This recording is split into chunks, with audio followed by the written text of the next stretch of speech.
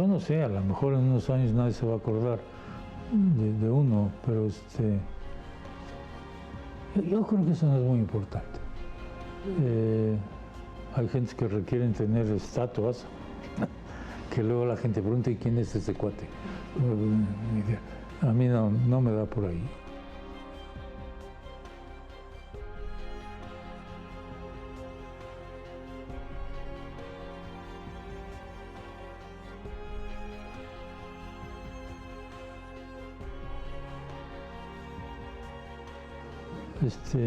Yo no creo en la vida después de la muerte, todo lo que se maneja en ese sentido. Cuando nos morimos acabamos, punto, nos integramos al mundo mineral.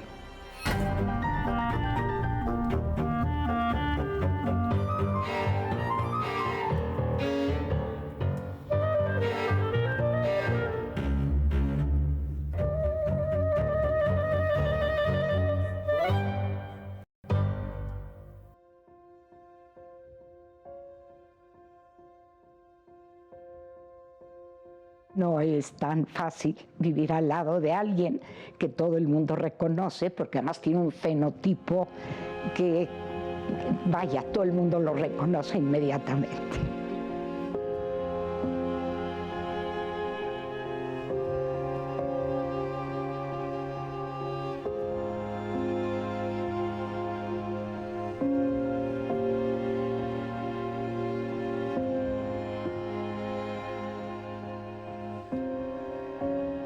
Estamos en Nueva York, estábamos celebrando aniversario de bodas y en un momento nos pusimos un poco románticos y le digo, dame un beso. Y estábamos enfrente del Rockefeller Center. Y me dice, no, ¿qué tal si alguien nos reconoce? Le dije, ay, Pepe. Y en el momento en que se acerca a darme el beso, se oye una voz que dice, ¡Doctor Sarucán! Entonces, pues bueno, te puedes dar cuenta que no le gustaba entonces mucho muestras públicas de afecto por el mismo puesto que tenía. Que a la larga, yo no lo voy a poder juzgar, pero que a la larga se entienda que por lo que pude hacer en la UNAM en su tiempo, lo que he podido hacer aquí han sido útiles para el país, ¿no?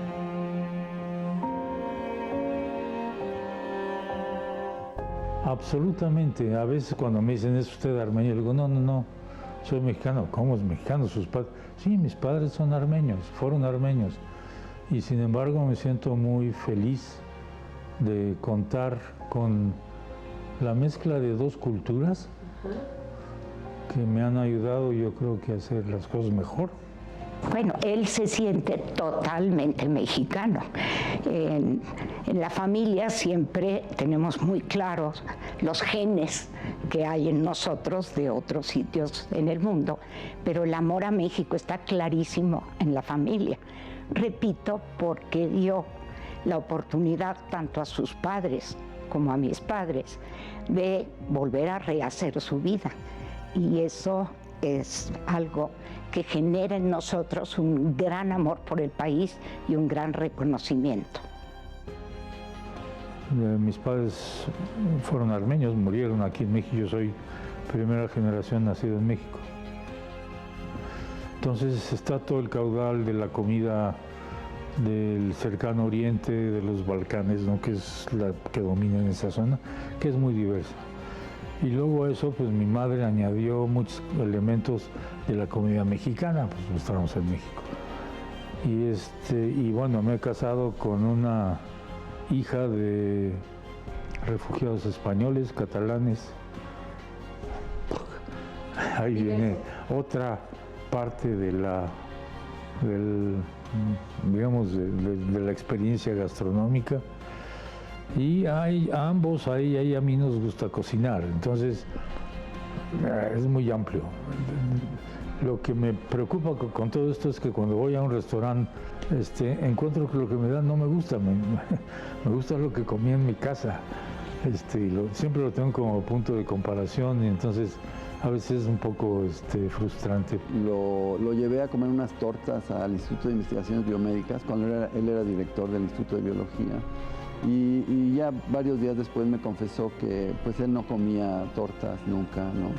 Y yo me sentí un poco mal, pero toda la instrucción de que le dije cómo tenía que tomarse la torta y pedirle a esa señora que estaba ahí, luego pagarle a ese que estaba del otro lado y luego esperar que saliera la torta fue muy simpático, porque él era una persona muy formal y siempre lo ha sido y me dio mucha risa.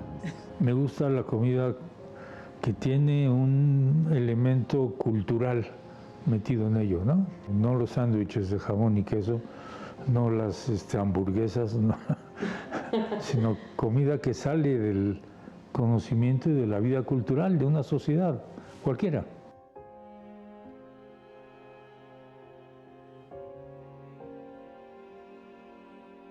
Ecología es relativamente nueva, eso es algo que se empezó a desarrollar en el mundo. Bueno, había gente que hacía cosas ecológicas desde principios del siglo XX o incluso al finales del XIX, particularmente en Europa, ¿no? En Inglaterra, en Francia, que son de los que conozco, que eran trabajos que tenían que ver con temas ecológicos, pero no se llamaban así. Pero en México no había noción de esto. Prácticamente, cuando yo hice la carrera en la Facultad de Ciencias, había un curso optativo de ecología, ¿no? Que lo daba un trasterrado, un refugiado español, el doctor Enrique Rioja, que era limnólogo, pero era un curso muy elemental, muy elemental. Tampoco llevamos un curso de evolución. Estoy hablando de los 60s, los tempranos 60s, los cuales... Pero bueno, esto le da un poco de idea, por un lado, de lo reciente de la disciplina de la ecología. Por otro lado, de lo atrasada que estaba la biología en México. Cuando decidí irme a hacer el doctorado a Gran Bretaña, yo no estaba en la UNAM en ese tiempo. Sí, estoy en la UNAM, pero luego me salí, trabajé en el Instituto de Investigaciones Forestales con el barbasco. Es una planta que debería tener una estatua en todos los países, porque fue la fuente de la síntesis de muchos esteroides, pero fundamentalmente de la píldora anticonceptiva. Y si hay algo que cambió la sociedad fuertemente, particularmente para las mujeres, fue eso, ¿no? Seleccioné el lugar al que quería ir a hacer el doctorado, que era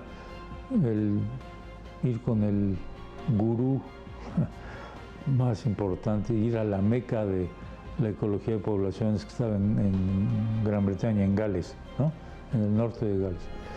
Bueno, pero conseguir una beca, que es a lo que iba, como no estaba en la UNAM, pues yo no tenía contactos para poder hacer que alguien me propusiera por una beca o yo pedir una beca, ni siquiera van a saber quién soy. Y entonces cuando vino el nuevo director del Instituto de Biología al que yo me refería, se enteró que yo tenía ganas de ir a hacer estudios fuera y me apoyó para que la UNAM me diera una beca.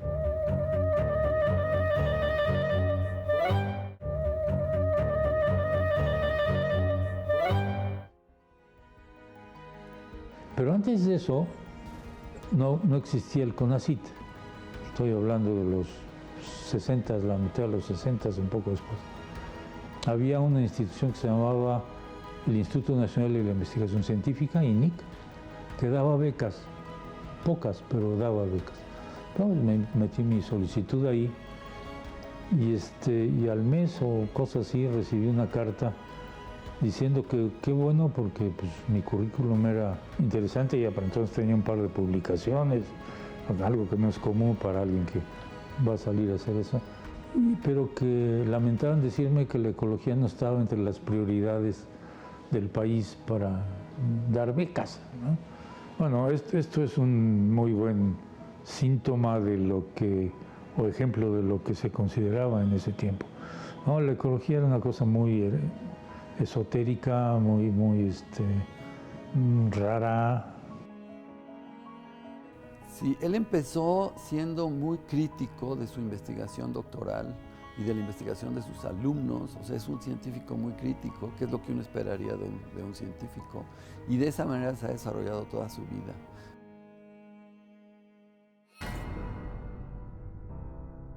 Cuando veníamos de regreso del doctorado de Gran Bretaña, en el año 72, se pueden imaginar, y yo le decía que si no habría sido mejor que nos quedáramos en Gran Bretaña, puesto que en México no existía la ecología como tal. Y entonces él me contestó y me dijo que quería regresar a México, se lo debíamos, puesto que los dos somos hijos de gente que se exilió en México y crecimos con un gran amor y respeto al país, que quería regresar, y aquí me empezó a contar en ese momento cuál sería el plan que seguiría aquí, de preparar alumnos, y me empezó a contar cómo veía él los siguientes años.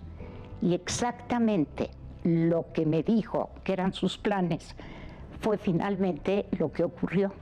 La ecología de ese tiempo se dedicaba más que nada a entender sistemas ecológicos, bosques, selvas, o la ecología de una planta o cosas de este tipo.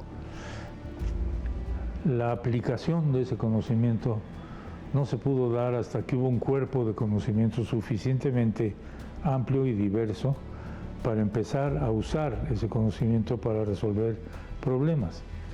Y ahora ya no hay manera de resolver problemas ecológicos si no es con ese enfoque, y no nada más ese enfoque, sino la participación de gente de muchas disciplinas, desde las ciencias sociales, economía, sociología, etcétera, hasta ecología, biología, agronomía, geografía. Institucionalización de la ecología en la UNAM. Él fue finalmente el que introdujo la ecología en la Universidad Nacional. Posteriormente hizo la Comisión de Biodiversidad, la Comisión Nacional de Biodiversidad. Creo que ese es un impacto muy grande. No, quizá el reto más importante desde el punto de vista personal ha sido la regencia de la UNAM. ¿No? Esos 8 años fueron 8 años muy demandantes, al mismo tiempo enormemente satisfactorios y gratos, yo diría, en muchos sentidos. Y esto, porque, bueno, tener la responsabilidad de una institución de ese tamaño, aunque en los 80s, 90s, que fue cuando me tocó, era menos grande de lo que es ahora, era realmente importante. Porque el significado que ha tenido la UNAM para este país yo creo que es único. Antes de que fuera rector, me estaba él haciendo la carpintería de la biblioteca en casa. Ya cuando se determinó que él era el próximo rector, perdí a mis 1000 usos en casa y la universidad ganó un magnífico rector. Como rector también fue muy crítico de lo que estaba pasando en la universidad. Cuando yo le mostraba entusiasmo por algo que ocurría, siempre me salía con que seguramente hay alguna cosa que no va a funcionar bien, que hay que tener cuidado, etcétera, etcétera. Es una persona que su capacidad de analizar los problemas es muy profunda. Y como decía, su visión de lo que debe de pasar con las instituciones es muy importante y muy buena. Creo que es la institución que ha generado hasta un tiempo la central, a veces la única porque no había otras. Ahora afortunadamente no es el caso. La capacidad humana, el capital humano preparado para entender este país en lo social, en los recursos, en sus capacidades, etcétera, y conducir al país, ayudar a conducir al país cada vez a mejores estadios.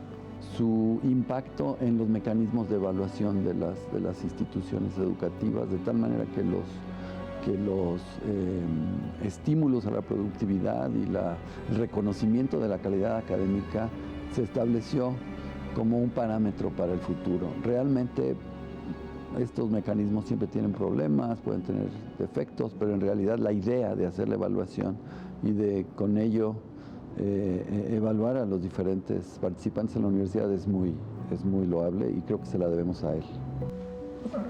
Yo creo, como he dicho en algún momento, no se puede entender al país en ausencia de la UNAM. Suena muy pedante, yo lo sé, pero a cierta medida es muy cierto. Ahora, afortunadamente, el número de universidades buenas ha aumentado, pero también el número de universidades que son fraude ha aumentado enormemente. Y esto es terrible para la juventud mexicana.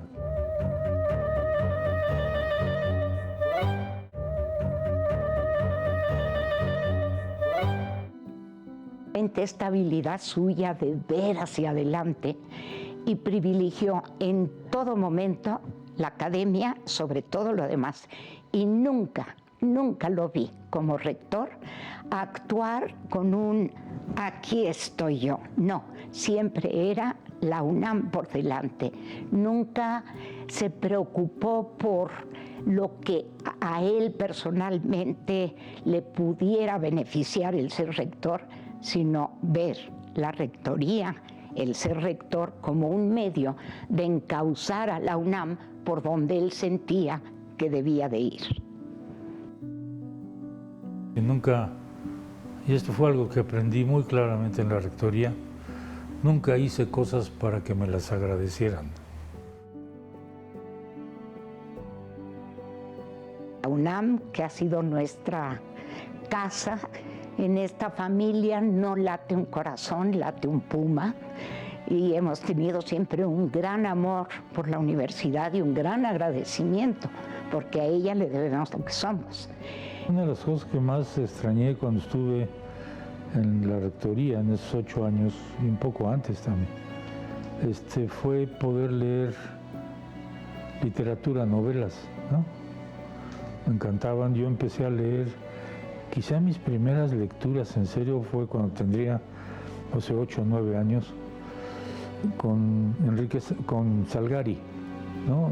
Salgari, un escritor italiano que escribía libros de aventuras, algo así como pues algunos de los otros que ha habido en la literatura de los franceses y de algunos españoles.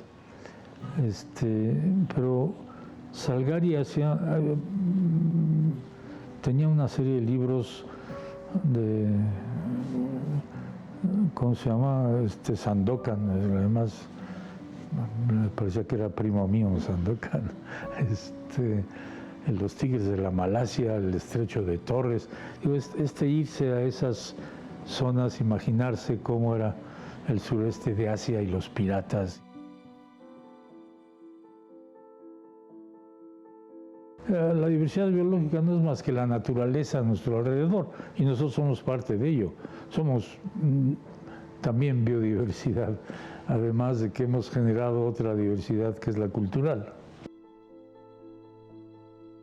Cuando regresamos de Gran Bretaña, no había gente que hiciese ecología. Por eso le comentaba yo a mi marido en aquellos tiempos, cuando veníamos de regreso, que qué iba él a hacer aquí, puesto que no existía una comunidad en donde se pudiese interactuar y tratar de mejorar lo que se estaba haciendo con relación al medio ambiente.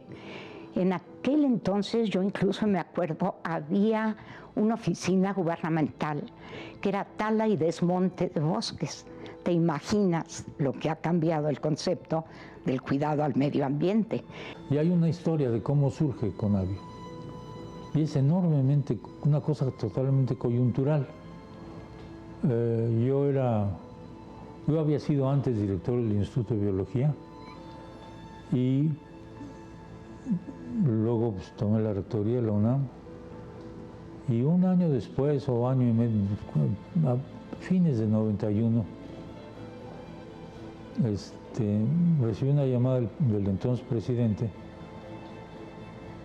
pidiéndome alguna idea de qué podría llevar México como contribución a la reunión de Río de Janeiro, que fue en el 92. Y esta fue la reunión que convocó al mayor número de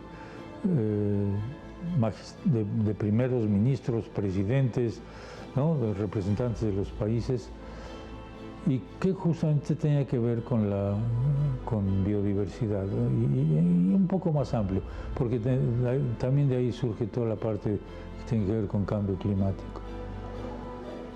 Y bueno, yo tenía la experiencia de haber dirigido el instituto que tenía la mayor cantidad de colecciones de fauna y flora, y tenía el mayor número de investigadores en ese campo, y sabía qué era lo que se necesitaba en el país. Platicó con algunos de sus colaboradores más cercanos, porque se había acercado el presidente Salinas, que iba a ir a la reunión de Río, y quería ver México qué podía aportar en este sentido. Y entonces se le ocurrió digamos, esta importancia que tiene la biodiversidad y su conservación, y fue como ideó la existencia de Conavio. Y él siempre dice, y me hace mucha gracia, que hubo una alineación de planetas. Y en esta alineación de planetas fue lo que le preguntó Salinas, el momento en que esto ocurría, y la reunión de Río. Y fue un proyecto que el presidente apoyó, aceptó, le pareció muy buena idea, y allí fue como surgió Conavio.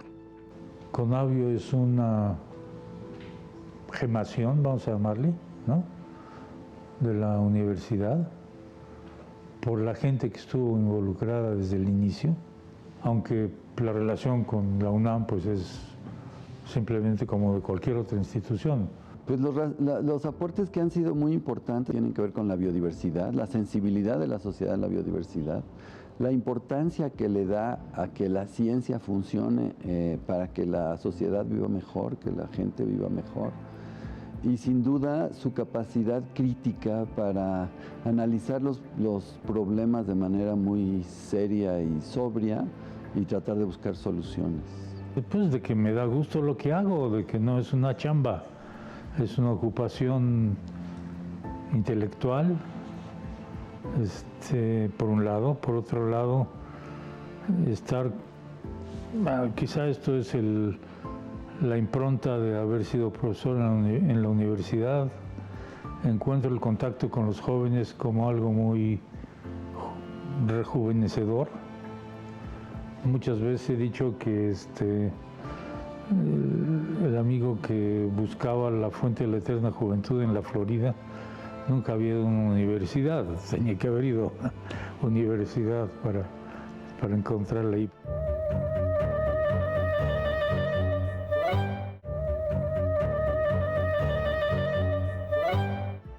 Esta es una institución que no se mide en sus resultados por cuántas publicaciones hacemos.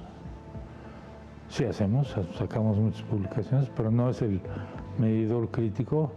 El medidor crítico es qué tanto contribuimos a ayudar a que las instancias gubernamentales, por un lado, las organizaciones sociales, por otro, que están dedicadas a cuestiones de conservación, a los estados, etcétera, puedan tener herramientas para hacer las cosas mejores.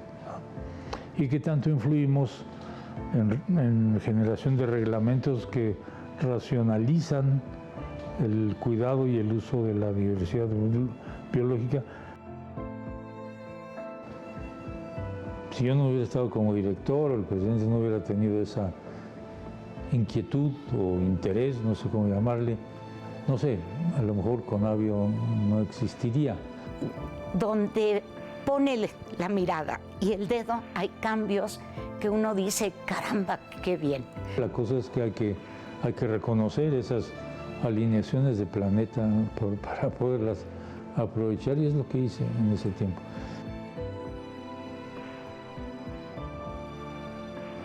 Y a mi esposa y a mí nos encanta irnos a Tlayacapan, en Morelos, donde tenemos una casa para fin de semana, y es gratísimo estar ahí, Aún así no llego a rascarme la panza. Generalmente tengo cosas que hacer, cuestiones para escribir. Una buena parte de los libros que he escrito han salido de estancias ahí en Tlayacapan. Así que pues esa es la forma en la que descanso, vamos a decir. Sí, me imagino yo a un México sin el doctor Sarucán. Nadie es indispensable en la vida, pero probablemente se hubieran tardado mucho más y a lo mejor no se hubieran hecho políticas tan acertadas con relación al cuidado del medio ambiente y a algo muy importante, a los permisos de poder utilizar ciertas partes del campo para cultivar y tirar la selva y cultivar. Esto ahora ha progresado notablemente porque ahora se pueden dar permisos de dónde sí y dónde no, gracias en gran parte a lo que ha hecho justamente la CONABIO. Creo que tendríamos una sociedad desconocedora de lo que es la biodiversidad en México. No tendríamos una comisión de la biodiversidad que pues se compara con muy pocas comisiones en otros países. Tuvo la capacidad de convencer a los políticos de hace 30 años para que pudieran apoyar este desarrollo. Y si vemos el desarrollo que ha tenido la biodiversidad, realmente ha sido muy grande. Y en la UNAM, su impacto, o sea, si no hubiera existido el rector Sarucán, hubiera sido muy grave, porque hay programas académicos muy importantes, todos basados en una evaluación muy estricta de las personas y de las instituciones que él instituyó y que él apoyó para que la comunidad realmente formara parte de su propio desarrollo, de su propio futuro. Yo creo que esas son las cosas que lo animan a uno a hacer esto. Prácticamente toda mi vida he estado en esas condiciones, excepto el año que llamo que viví peligrosamente en la oficina de la presidencia con el señor Fox, que fue verdaderamente poco grata.